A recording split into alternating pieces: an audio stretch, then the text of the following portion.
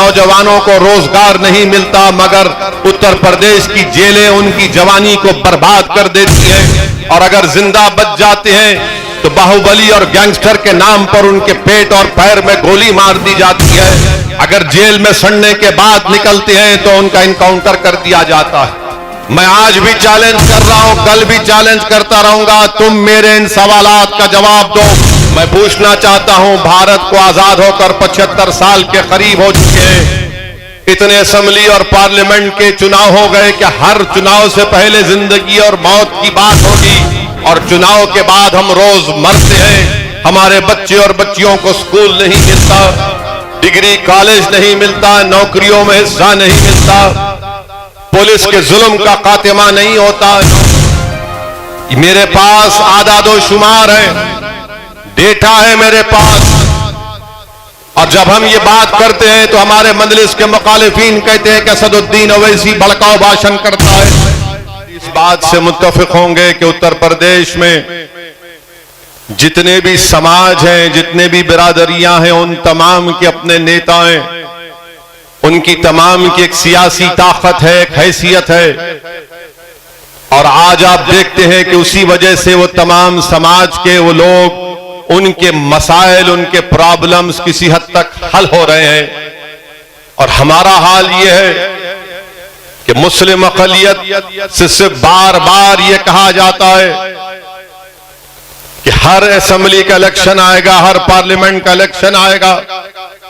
1950 से हम देख रहे हैं कि जब कभी भी कोई इलेक्शन आता है तो हमारे ही दरमियान से बाज लोगों को खड़ा कर दिया जाता है और कहा जाता है कि देखो, जिंदगी और मौत का मसला है, जरा एहतियात से अपने वोट का इस्तेमाल करना।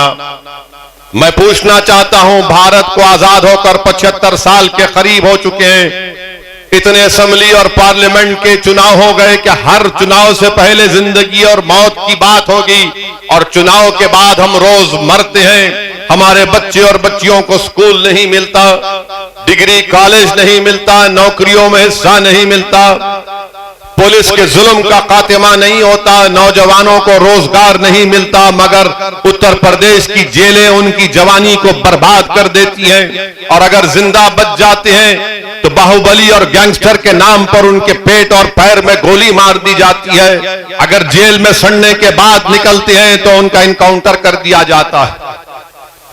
मेरे पास आदादो शुमार है, डेटा है मेरे पास, और जब हम ये बात करते हैं तो हमारे मजलिस के मुखालिफिन कहते हैं कि असदुद्दीन ओवैसी भड़काऊ भाषण करता है। मैं आज भी चैलेंज कर रहा हूं, कल भी चैलेंज करता रहूंगा, तुम मेरे इन सवालात का जवाब दो।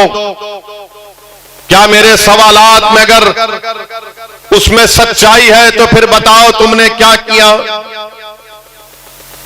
2019 के पार्लियामेंट के चुनाव हुए तो समाजवादी पार्टी और बहुजन समाज मिलकर इलेक्शन लड़े। आखिर क्या वजह है कि आपके सिर्फ 15 सांसद कामयाब हुए, सपा के और बसपा के, माबाकी पर बीजेपी और एनडीए के साथी कामयाब हो गए। आज मुझ पर इल्जाम लगाते हैं कि असदुद्दीन ओवैसी वोट काटने आया है। मैं तुमसे सवाल कर रहा हूं, क्या यह बात सच नहीं है कि 2019 के लोकसभा के चुनाव में यह डेटा सामने आया कि हमारे 71% हिंदू भाइयों ने बीजेपी मोदी को वोट दिया, और 75% उत्तर प्रदेश के मुसलमानों ने सपा और बसपा को वोट दिया। उसके बावजूद भी उनके सिर्फ 15 सांसद कामयाब हुए, और माबाकी सांसद बीजेपी और उनके साथी पार्टियों के कामयाब हुए। तो बताओ, वोट काटने वाला कौन है? फिर वोट किसने काटे? इसका जवाब नहीं देते। समाजवादी पार्टी के अखिलेश यादव के परिवार के 3 लोग इलेक्शन हार गए, इसका जवाब नहीं देते। जवाब सवाल मुझसे करते हैं कि भारत के किसी कोने में अगर असदुद्दीन ओवैसी चला जाता है तो सवाल मुझसे करते हैं कि तुम यहां पर क्यों आए, तुम्हारी क्या जरूरत है यहां पर, तुम बी टीम हो, तुम वोट काटने वाले हो। मेरा सवाल उन लोगों से है कि बताओ, जब 2019 के पार्लियामेंट के चुनाव में सपा और बसपा मिलकर मुकाबला किए तो कहां गया तुम्हारा वाई वोट, कहां गया तुम्हारा जाता वोट, कहां गया तुम्हारा शेड्यूल कास्ट का वोट? क्यों तुम्हारे 15 उम्मीदवार सांसद बने, मां बाकी पर क्यों कामयाबी नहीं मिली? इसका कोई जवाब नहीं। तो मालूम हुआ कि इनका वोटर खुद मोदी को वोट डालकर आ गया। 2017 के असेंबली के इंतखाबात हुए, कांग्रेस और सपा मिलकर लड़े, क्या नतीजा निकला? 300 के करीब बीजेपी के विधायक कामयाब हुए और लोकसभा के चुनाव में मजलिस का कोई उम्मीदवार नहीं था, कोई उम्मीदवार नहीं था लोकसभा के चुनाव में मजलिस का।